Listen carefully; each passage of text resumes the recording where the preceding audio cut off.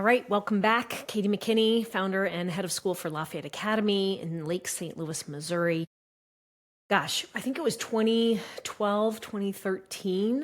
Gosh, no, it was before that, maybe 2010. In any case, my husband and I attended a little lecture about American history.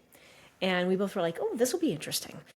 And we go, and it was fascinating. It was beyond interesting. It was fabulous. It was inspiring. And it was a lot about our founding fathers, many of which we didn't know much about.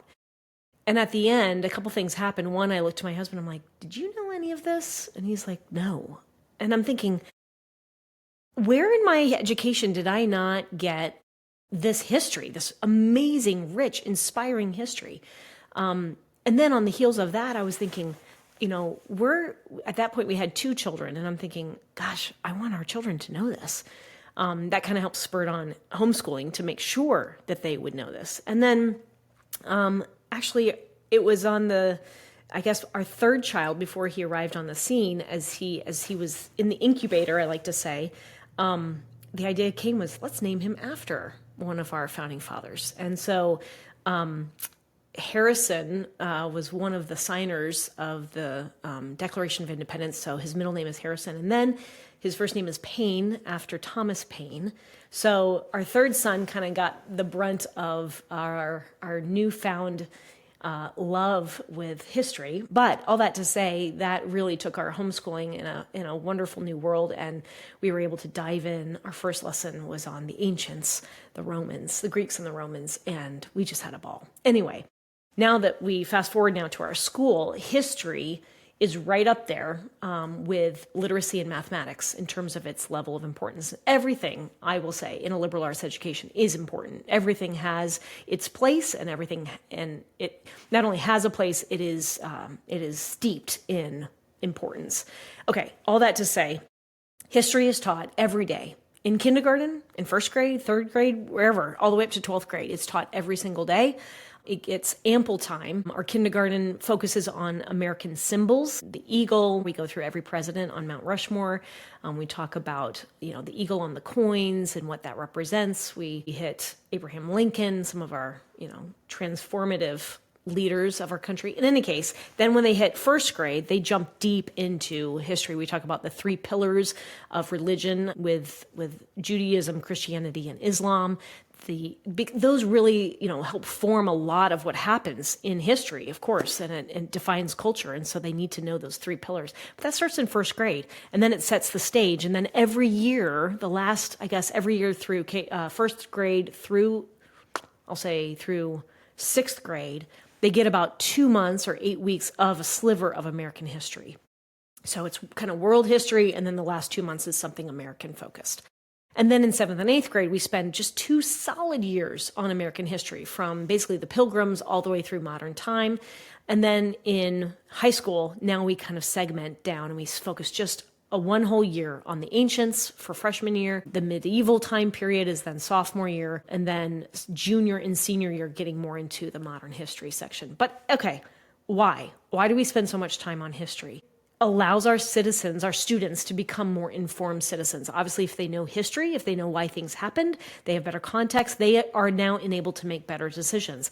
If you think about it, just to put it in very simplistic terms, if you were to walk into a conversation, be it, as a student, say with your family, and maybe they're making a major decision, and you walk in the middle of that conversation and they're making all these decisions that are going to affect you, you might go, wait, hold on, time out. Why are you making this decision? And they start to then tell you the context. And it may stretch back, maybe years in the making as to why they're making this decision. That context is really important. It helps formulate in your own mind why that decision is important, how it might affect you, and then frankly, how you might then make other decisions based on what's happening to you at that moment.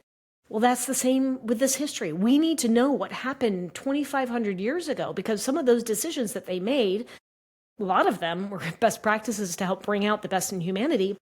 That is still a major part of our world today. And our students need to know that, so that we don't either retrograde or have to go back and remake those same mistakes. And we can just, frankly, go up higher and faster because we're building on the lessons learned from previous civilizations.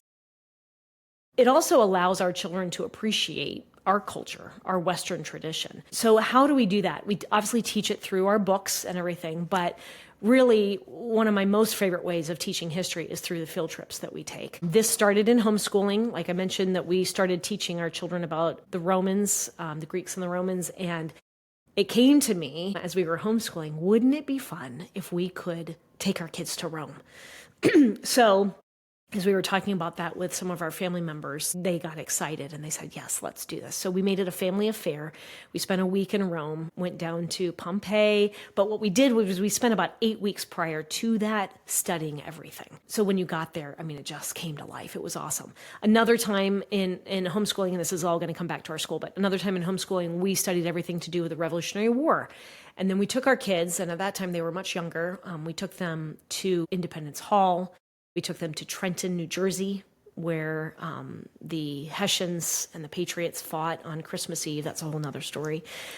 We took them to the Liberty Bell. That was moving. We studied and we read all these phenomenal children's stories about the Liberty Bell and how it was protected during the Revolutionary War. At that time, a lot of the British were trying to basically steal all the bells from all the churches because they could melt them down and then turn them into bullets.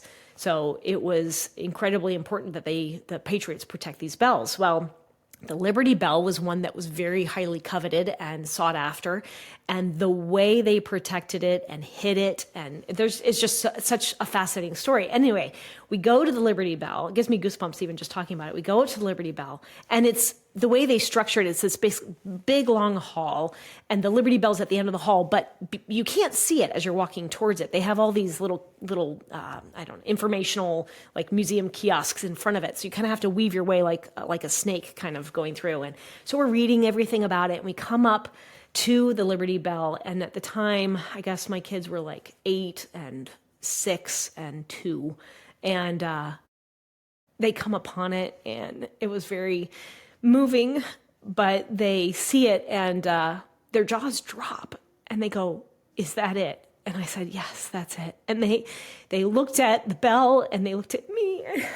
I wrote about it actually because it was what I felt like it's cultivating American citizens who value and appreciate liberty. And they recognized the sacrifice that was made to protect it so that, frankly, they could see it 200 plus years later in its authenticity and its glory. And so then we stood there, and it was so interesting because you juxtapose their reaction to the adults and the teenagers and everybody else who was around us.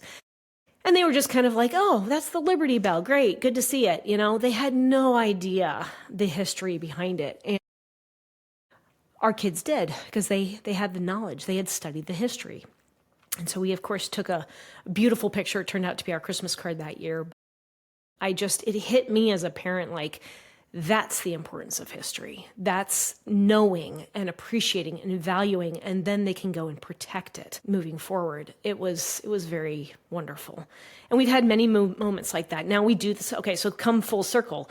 That's what we do at our school. We look to teach our children the history, and then we take these amazing field trips. We've gone to World War I Museum in Kansas City. We've gone to Gettysburg. We've taken our kids to the Freedom Trail in Boston.